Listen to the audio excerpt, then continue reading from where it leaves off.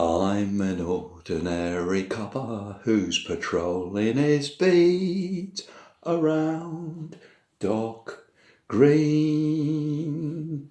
Hello, Mr. Dixon, shout the kids in the street around Dock Green. Oh, the CID are always in the headlines, but I prefer the ordinary scene as an ordinary copper who's patrolling his beat around Dock Green. Evening all. Psyop, surely not Dixon as well, bucko?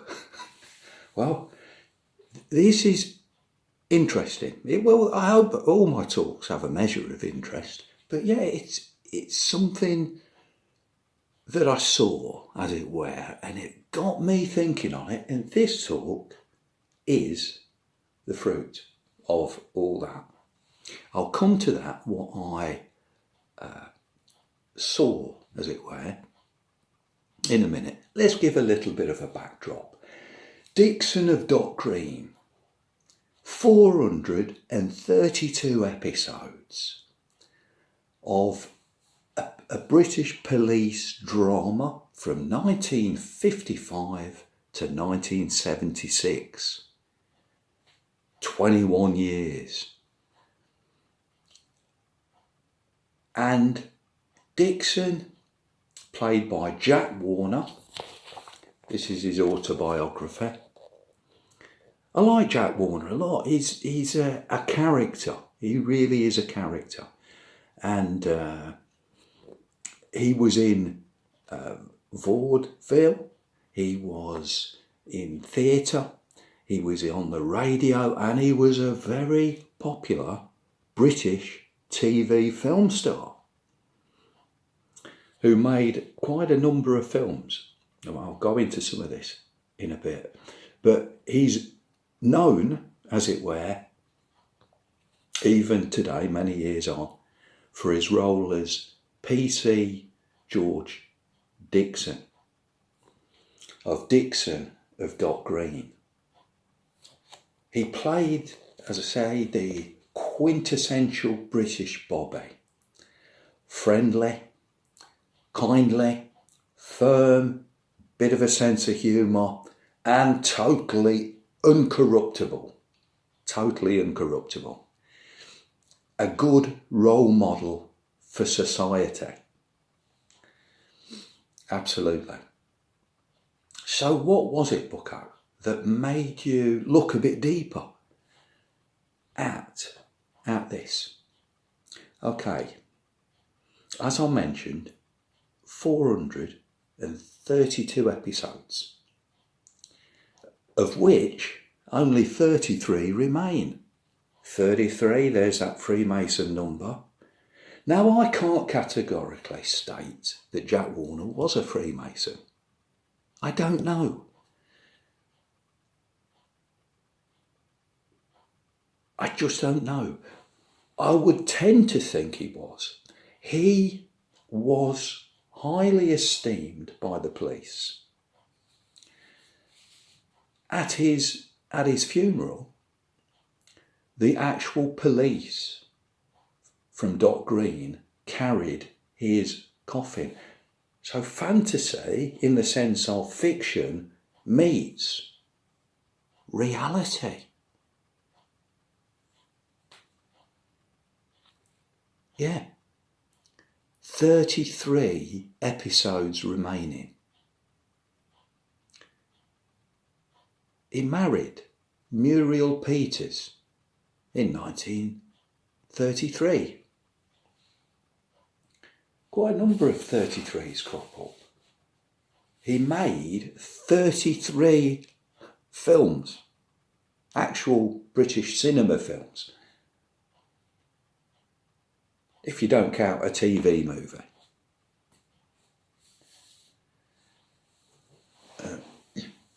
So the thing that got my attention was this film. The Blue Lamp. You see, as I said, 432 episodes of playing PC or Sergeant George Dixon. But if you count his first appearance in this film, you've got 433, another 33. He appears in 1950 in this British thriller as PC George Dixon. Nothing to do with the TV series, as it were. But in the film, he gets shot. He gets murdered by Dirk Bogarde, who plays the villain. Yeah. And then 5 years later, in 1955, he's, in a sense, alive again. The character.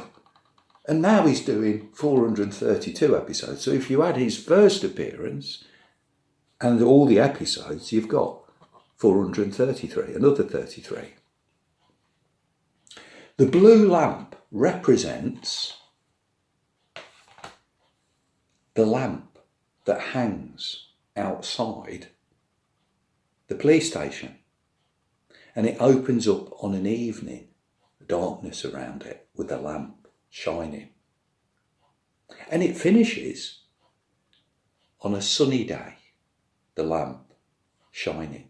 So what does this remind you of then, Booker? What do you see in all of this? Well, it reminds me of the story of Osiris and Horus and Isis and Set, his brother.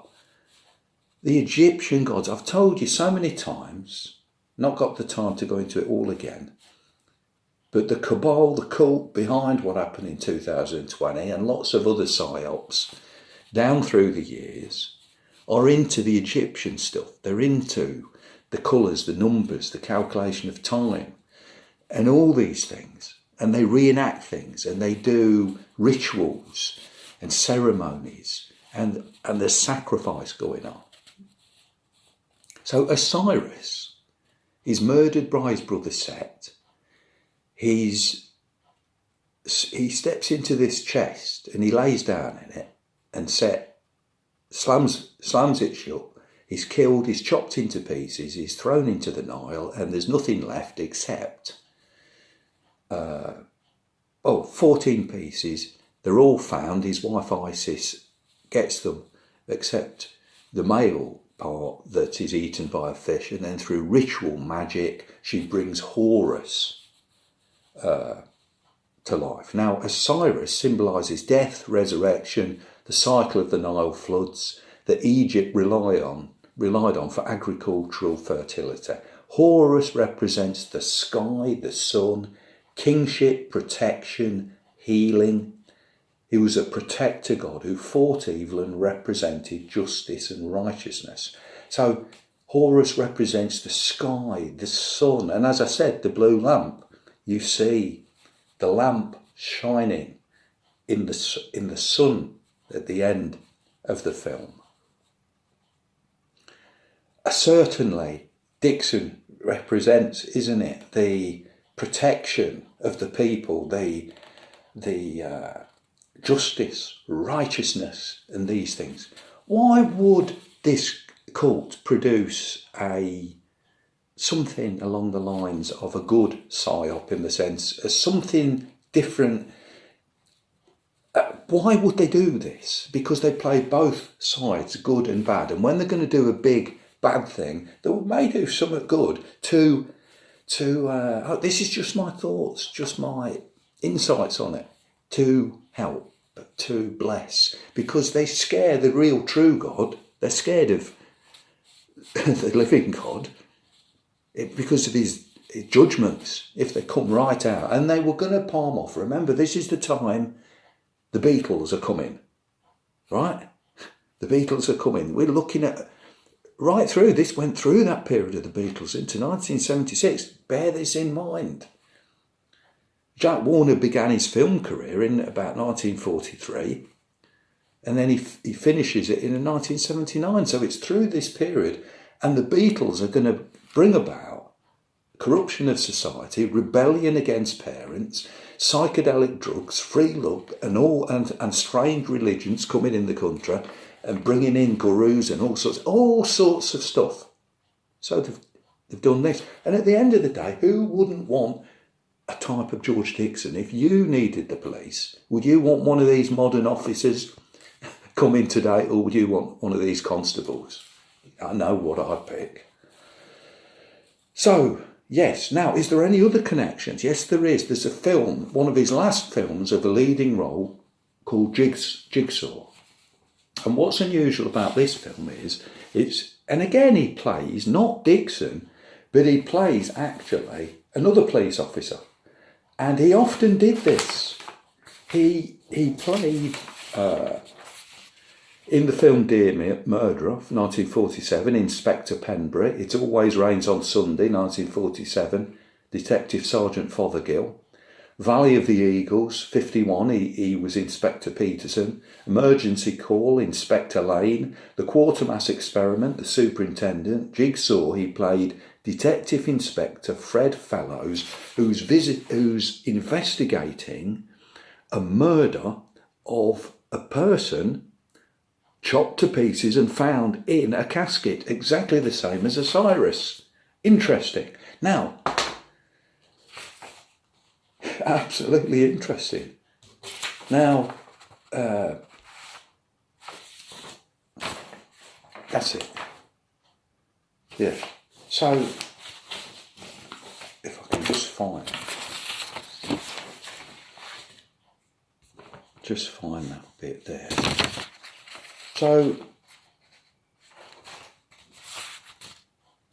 I've got that many bits of paper floating about. Let me just pause it, see if I can pause it. Yeah, so that's what I was looking for. His real name was not Jack Warner. His real name was Horace, which sounds a lot like Horace. Horace John Waters. That film Jigsaw, somebody chopped up in a casket. Now, it's not a gruesome film. You don't see any of this. It's just a policeman opening the lid and looking in, and, it's a thriller.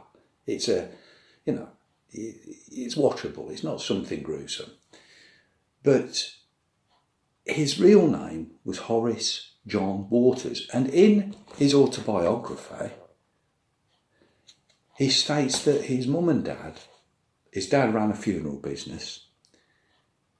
His mum and dad said, "We knew you would not like this name." Well, why give it to him then? I know they do things like that, parents, but yeah, he never liked the name. He never used the name. And Waters. And this was his real surname.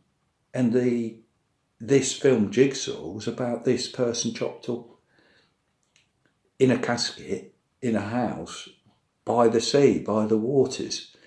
There's strange connections, and there's even connections with the Beatles. There is. At he's talking about the music of the Beatles on his last page of his autobiography. He crops up, and if you're looking at Psyops, in the film My Brother's Keeper, one of his early films, he could play two or three. I think he played two or three villains. I'm sure he did in that time.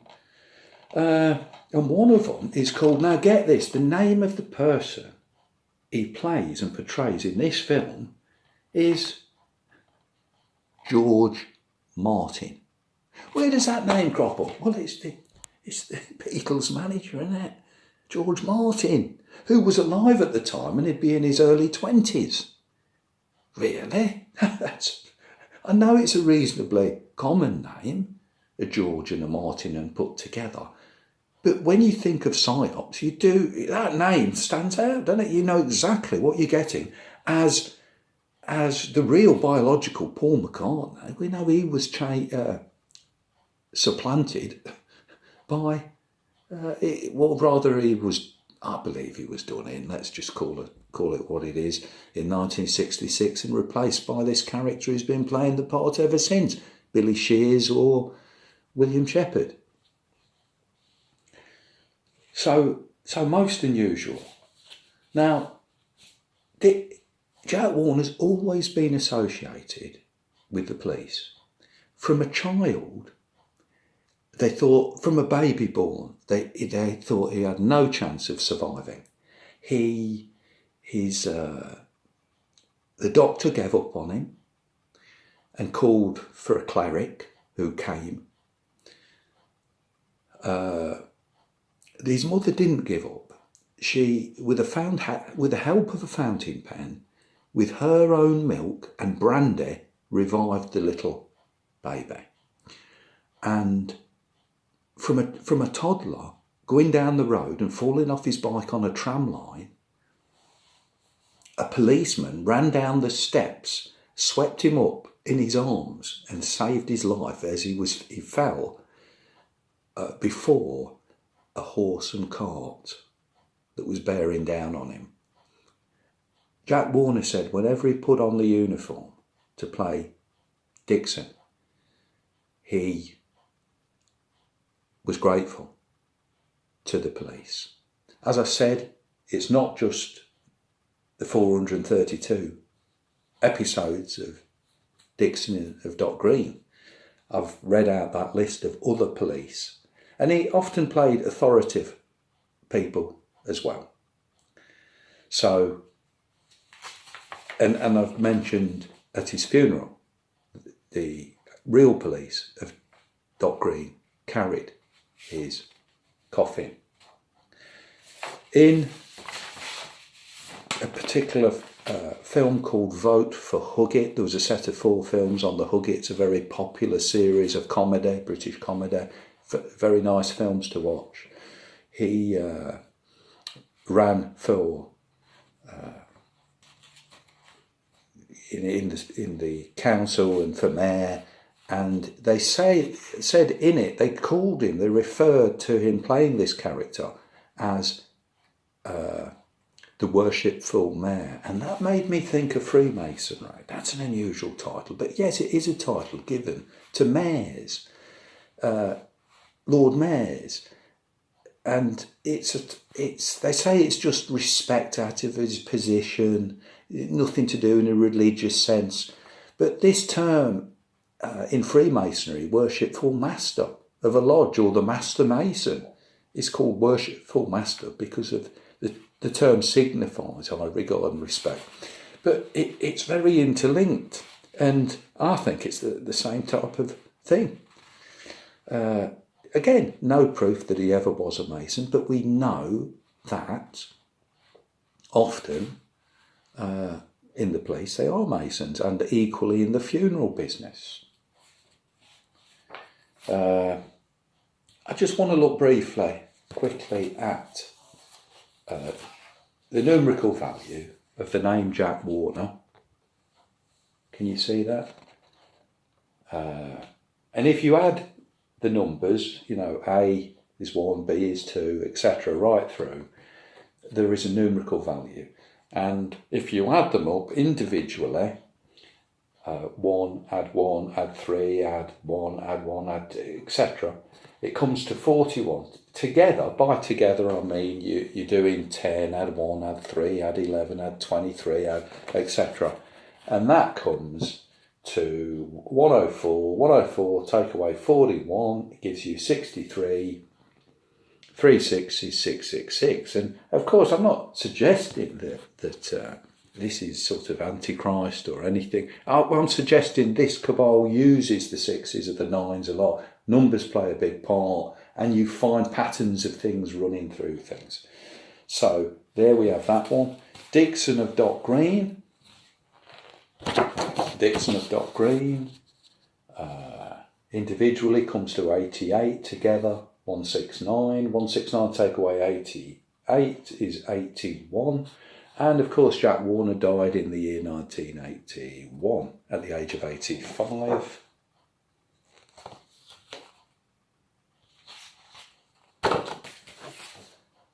And then you've got just the name George Dixon, and individually 69, together 123. 69, 123, take away 69 is 54. 54 he made a film called Bang, You're Dead. And of course in the Blue Lamp, bang, he was dead, wasn't he? But he's back.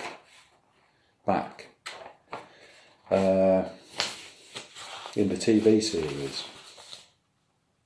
His last, the last film he made was 1979. It was called Dominique, and he played the part, he's gone back to his roots again, he's played the part of a stonemason, chiselling the names into the tombstones. And what about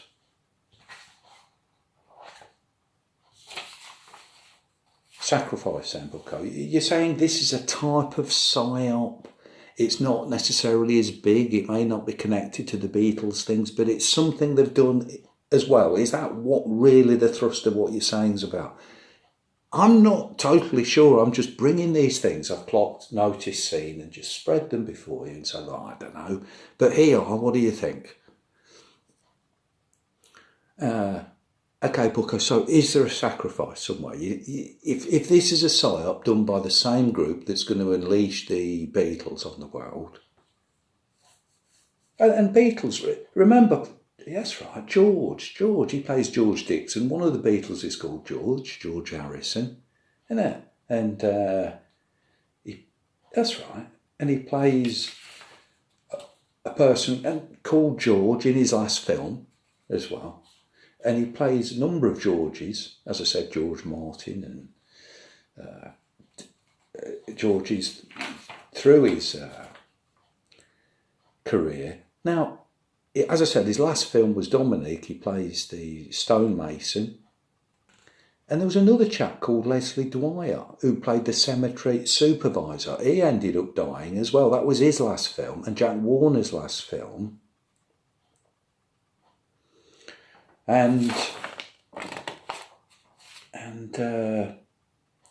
So where is the sacrifice then, Bucko? Well, I would suggest we go back to the Blue Lamp again, because the director of this was called Basil Dearden, right? And his last film, Basil Dearden's last film, if I can find that,